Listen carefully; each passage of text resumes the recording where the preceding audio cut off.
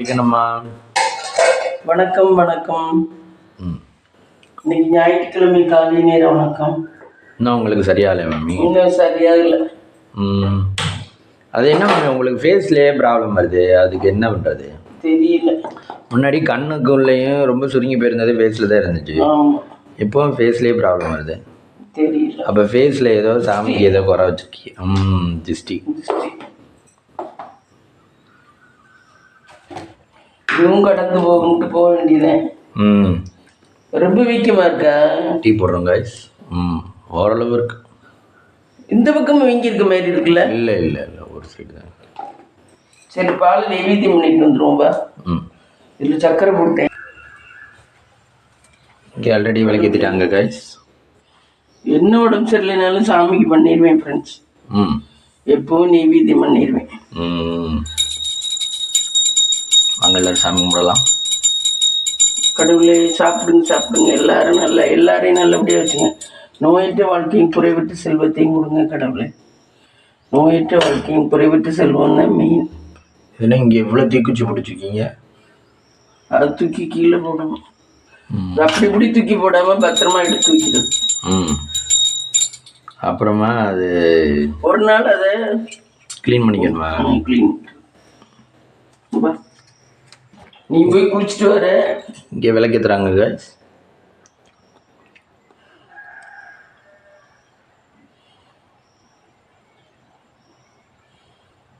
இங்கேயும் தெரிய விளை வச்சிருக்கீங்க மம்மி.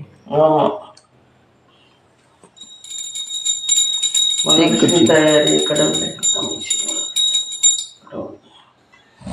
இன்னைக்கு எங்கே மம்மி கிளம்பியிருக்கீங்க? குலதெய்வம் கோயிலுக்கு. அமாவாசை அன்னைக்கு போக முடியல ஃப்ரெண்ட்ஸ், அதனால் இன்னைக்கு கோயிலுக்கு போகிறீங்களா? இன்னைக்கு கோயிலுக்கு போகலாம்.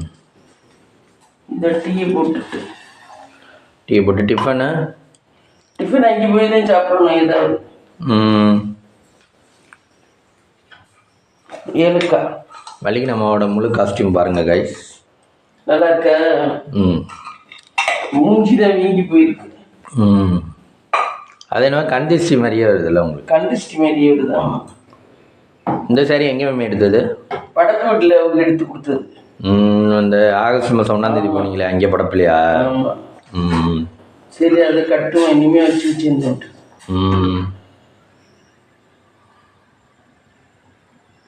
இந்த பருப்பு இருக்கு, இதை திங்கலாம். அப்புறம் நைட்டுக்கு யாரோட வீடியோ பார்த்தீங்க?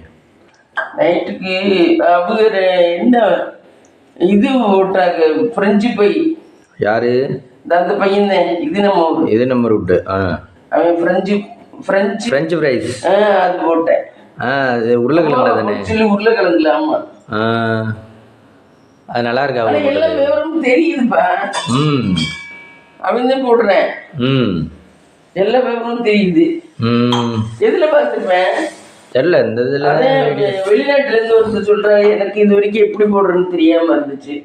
உங்களை பார்த்ததுல இருந்து நானும் தெரிஞ்சுக்கிட்டேன். அப்படின்னு யூடியூப்லயே போட்டாலே ஃப்ரெஞ்சு ஃப்ரைஸ் போடுறது வரும்ல மம்மி? வரும். அவன் அதுல பார்த்துருப்பேன். அதுல பார்த்து போட முடியாது. சாசும் தக்காளி சாசும் போட்டேன். தக்காளி சாஸா? நல்லா அரைச்சிட்டு. ஆமா, மிக்ஸில அடிச்சிட்டு வந்து தக்காளிய, அதுல கொஞ்சம் ஜீனி, கொஞ்சம் உப்பு, கொஞ்சோண்டு மிளகாத்தூள். நல்லா இருந்துச்சா? டேஸ்ட் எப்படி இருக்குன்னு தெரியல. யார் யார் சாப்பிட்டா? அவங்க அப்பா சாப்பிட்டாரு. எதா இருந்தாலும் அவங்க அப்பாட்ட தான் கொடுத்து டெஸ்ட் பண்ணுவாங்க. அவங்க அப்பா இப்போ திட்டுறது இல்லையா? திட்டுறாரு. அவர் திட்டாம எப்படி இருப்பாரு?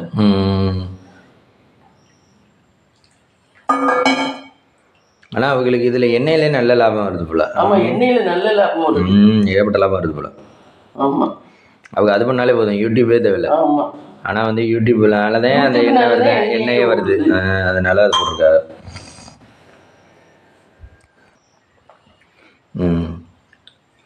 அதனால எண்ணெயிலே நல்லா வருது. ஆனால் அப்படி இருக்க வேணா சம்பாதிக்கலைங்கிறாரு அவர். இதில் காசு இன்கம் 2 விதத்தில் பார்த்துக்கிட்டு இருக்கணும். ஆனால் யூடியூப்க்கு எடிட் பண்ணுறதெல்லாம் அவனே பண்ணிடுறான் மம்மி. ஆஃபீஸ் ரூம்னா இந்த சொன்னியில் 2 ஃபோன் வச்சுருக்கேன், அதுக்கு பேர் தான் ஆஃபீஸ் ரூம். நம்மளுக்கு தாரணை சேனலில் ஃப்ரெண்டில் இருக்கிற ரூம் ஆஃபீஸ் ரூம் அன்றைக்கி போடலாமா? ஆமாம், நம்மளும் போட்டு ஒரு லேப்டாப் கொண்டு இங்கே வச்சுட்டா ஆஃபீஸ் ரூம் ஆயிடும். ஆஃபீஸ் ரூம் ஆயிடும். நம்ம வீட்டு அதில் டோர்லாம் வாங்கினதெல்லாம் மிச்சம் இருக்குது ஃப்ரெண்ட்ஸ். 2-3 டோர் வாங்கினது அப்படி எக்ஸ்ட்ராவாக இருக்கு. புதுசாகவே? ஆமாம். அதை ஏன் கொடுக்கலையா? அது யார்கிட்ட நம்ம வாங்கினது யார்கிட்ட கொடுக்கலாம்? கொடுத்தா அந்த எண்டமாக கேட்பாங்க. ஆமாம், ஒரு பால்காரன் வந்து கேட்டுக்கிட்டே இருந்தேன், கடைசி காசு விட்றானா, காசு இல்லைன்னு. அவன் காசு கொடுக்காம பார்த்துட்டேன். எல்லாம் அப்படி கேட்குறாங்க, காசு கொடுக்காம கொடுக்குறா இருந்தால் கொடுங்க வாங்கிக்கிறேன்றாங்க. சிட்டியை விடுங்க அப்படிதான் நினைக்கிறீங்க. நேற்றுக்கு ஒருத்தவங்க சொன்னி இல்லை பனையூர் அவங்க புதூர் அவங்க என்னன்றாங்க? பனையூரும் புதூரும் ஒன்றா இல்லையா? பனையூரும் புதூரும் ஒன்றுதான். ஆனால் இங்கே புதூர்லேயே நிறைய செடி வீடு இருக்கா? புதூர்லேயும் இருக்கா. இப்போ இந்த நம்ம பங்காளி வீட்டு செய்ய போகிற பொண்ணு புதுப்பட்டியா, தேனிப்பட்டி எழுதிக்க போகிறது. அதே மாதிரி தேனிப்பட்டி புதுப்பட்டிலாம் நிறைய செடி வீடு இருக்கா? நிறைய செடி வீடு இருக்கான்னு நமக்கு எந்த தெருவுன்னே தெரியல. அங்கே பார்த்தா நம்மளுக்கு வந்து சும்மா இதுக்கு தான் தெரியும், அந்த வெளியே இருக்கிறது மட்டும்தான் தெரியும். அறந்தாங்கி ரோடு இங்கிட்டு காரைக்குடி ரோடு மட்டும்தான் தெரியும், அந்த முக்கம் தான் தெரியும். ஆமாம், தேனிப்பட்டியில் நம்மளுக்கு வேறு எந்த இடம் தெரியும்? தெரியும், வேறு எதுவும் தெரியாது. அப்புறம் இந்த பத்திர ஆஃபீஸுக்கு இருக்குது. பத்திர ஆஃபீஸா? நம்மளாம் பத்திரம் அங்கே தானே போய் நம்மளும் பத்திர ஆஃபீஸ்க்கு அங்கே தானே போவோம். ஆமாம், ரிஜிஸ்டர் பண்ணுறதுலாம் அங்கே தான். எனக்கு இது சரியாயிருமா ஃப்ரெண்ட்ஸ்? பல்லுக்கு பாருங்களேன், சரியாயிருமான்னு சொல்லுங்க ஃப்ரெண்ட்ஸ்.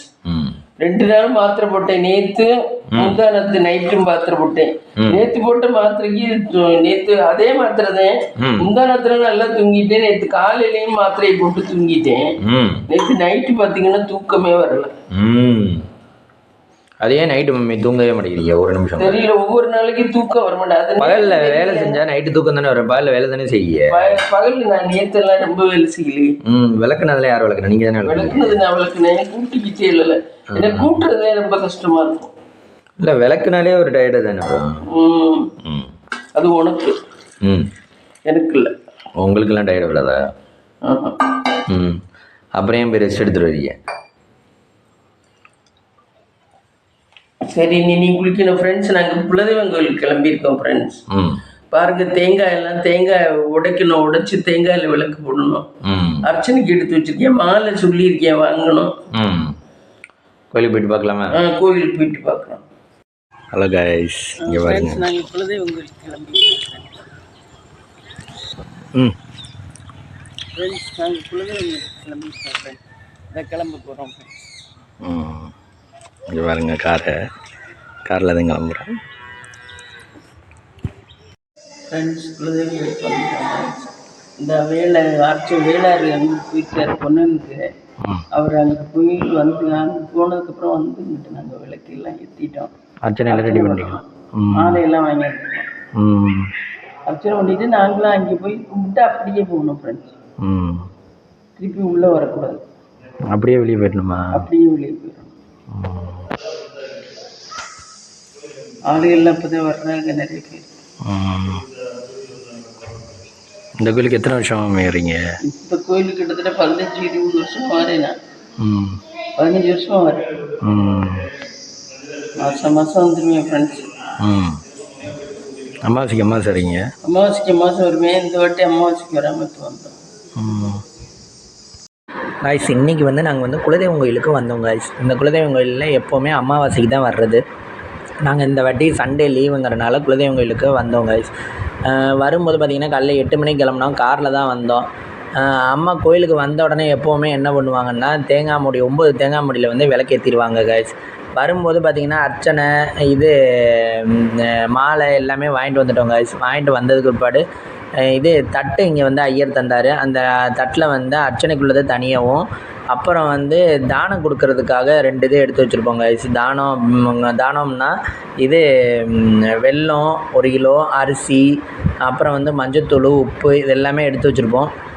இது எல்லாத்தையுமே சாமிக்கிட்ட கொடுத்துட்டு அம்மா வந்து விளக்கேற்ற வந்துட்டாங்க. தேங்காய் மூடியில் நெய்யை ஊற்றி திரியை போட்டு விளக்கேற்றிடுவாங்க. அதுக்கப்புறம் பார்த்திங்கன்னா அர்ச்சனைக்கு உள்ளதில் எல்லாமே எடுத்து வச்சுட்டு மாலை எல்லாமே தனியாக தட்டில் எடுத்து வச்சுட்டோம் காய்ஸ். எடுத்து வச்சுட்டு பார்த்திங்கன்னா பக்கத்தில் எல்லா தூண்லையுமே துணி கட்டி இருந்துச்சு காய்ஸ். இது எதுக்காக துணி கட்டியிருக்காங்க அப்படின்னா, இந்த எண்ணெய் கரை, இந்த விபூதி கரை இது எல்லாமே வந்து அப்பாமல் இருக்கணும் அப்படின்றதுக்காக மக்கள் வந்து அப்பிடுறாங்க அப்படின்றதுக்காக கரையாயிருது. அப்புறம் வந்து ரொம்ப இந்த கும்பாபிஷேகம் பண்ணிலாம் ரொம்ப சிரமமாக இருக்குது அப்படின்றதுனால இது வந்து அப்பாமல் இருக்கணும் அப்படின்றதுக்காக வந்து இந்த மாதிரி கட்டி வச்சுருந்தாங்க காய்ஸ். அதை பார்த்துட்டு அப்புறம் பார்த்திங்கன்னா இது 2 மணி மாதிரி கட்டியிருந்தாங்க காய்ஸ். பெரிய மணியாக இருந்துச்சு. அது பார்த்திங்கன்னா இது இந்த அபிஷேகம் பண்ணையிலலாம் அந்த மணி தான் யூஸ் பண்ணுவாங்களாம். அந்த மணி யூஸ் பண்ணாங்க அப்படின்னா சவுண்ட் வந்து அதிகமாக இருக்கும், எல்லாருக்கும் கேட்கும் அப்படின்றதுக்காக. அப்புறம் வந்து பக்கத்தில் சந்தனம்லாம் வச்சுருந்தாங்க கைஸ். அப்புறம் வந்து அந்த காலத்தில் உள்ள எண்ணெய் குவளை ஒன்று வச்சுருந்தாங்க. இது வந்து ரொம்ப ஆழமாக, அதாவது எண்ணெய் வந்து அதிகமாக வச்சுக்கலாம், அந்த மாதிரி ரொம்ப ஆழமாக பித்தளையில் இருந்துச்சு கைஸ். அதுக்கப்புறமா அம்மா வந்து ஒரு திரியாக விளக்கேற்ற ஆரம்பிச்சிட்டாங்க. மொத்தம் 9 மூடி விளக்கேற்றணும் கைஸ். இதில் அம்மா ஒரு மூடியாக விளக்கேற்றிட்டு இருந்தாங்க. அப்புறம் நான் வந்து சரி பக்கத்தில் வந்து என்னென்ன இருக்குதுன்னு சொல்லி பார்த்துட்டு இருந்தேன். அதில் பார்த்திங்கன்னா இந்த இது பட்டிகைகளில் இந்த இதெல்லாம் எழுதியிருந்தாங்க கைஸ். இது இந்த கோயிலுக்கு யார் யார் என்னென்ன நன்கொடை கொடுத்துருந்தாங்க அப்படின்னு சொல்லி எழுதியிருந்தாங்க. அதையும் அப்படியே பார்த்துட்டு இங்கே வந்து எப்படி அர்ச்சனை பண்ணுவாங்கன்னா 5 அர்ச்சனை கைஸ். அதாவது ஃபஸ்ட்டு விநாயகருக்கு ஒரு அர்ச்சனை, அப்புறம் வந்து இது நம்ம பொய் சொல்லா பிள்ளைகளுக்கு ஒரு அர்ச்சனை, அதுக்கப்புறமா வந்து 3வது பத்திரகாளிக்கு அர்ச்சனை பண்ணுவாங்க, 4வது வந்து முருகன் சாமிக்கு அர்ச்சனை பண்ணுவாங்க, அப்புறம் வந்து கருப்பர்னு சொல்லி சாமி இருக்குது, அந்த சாமிக்கு அர்ச்சனை பண்ணுவாங்க. கருப்பருக்கு இந்த இதெல்லாம் கிடா வெட்டி படைக்கிறதெல்லாம் கருப்பருக்கு தான் படைப்பாங்க காய்ஸ். இங்கே வந்து அந்த மாதிரி படைக்கிறது ரொம்ப விசேஷம். நைட் நேரத்தில் எல்லாருமே பங்காளிகள்லாம் சேர்ந்து வந்து கிடா பூசைன்னு சொல்லி போடுவாங்க. அதேமாரி இந்த திருவிழா நடக்கிற போதும் கிடா பூசை போடுவாங்க, நிறைய பேர் சொல்லிக்கிட்டு போடுவாங்க. அப்புறம் வந்து தொட்டி கட்டுறது இது எல்லாமே கருப்பருக்கு பண்ணுவாங்க, பொய் சொல்லா பிள்ளைகளுக்கும் பண்ணுவாங்க. அப்புறம் இங்கே பொன்னன் சாமிக்கும் பண்ணுவாங்க. பொன்னன் சாமிக்கும் தொட்டி கட்டுறது கட்டுவாங்க. சின்ன பிள்ளைங்க பிறந்த பிள்ளைங்க வந்து புதுசாக பிறந்துருந்துச்சுன்னா வீட்டில் அதுகளுக்கு சாமிக்கு சொல்லிக்கிட்டு தொட்டி கட்டுறதும் கட்டுவாங்க காய்ஸ்.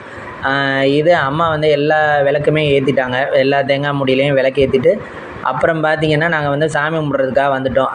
சாமி வந்து எல்லா அர்ச்சனையும் பண்ணி தந்தார் எங்களுக்கு. வந்து ஃபஸ்ட்டு விநாயகருக்கு அர்ச்சனை பண்ணிவிட்டு அப்புறம் பொய் சொல்லா பிள்ளைகள், அப்புறம் பத்திரகாளி எல்லாத்துக்குமே அர்ச்சனை பண்ணிவிட்டு அப்படியே சந்தனம், குங்குமம், இது எலுமிச்சம்பழம் எப்போவும் வாங்கிட்டு வர்றது காய்ச்சி. இந்த வாட்டி வந்து நாங்கள் எலுமிச்சம்பழம் வந்து வாங்கிட்டு வரல.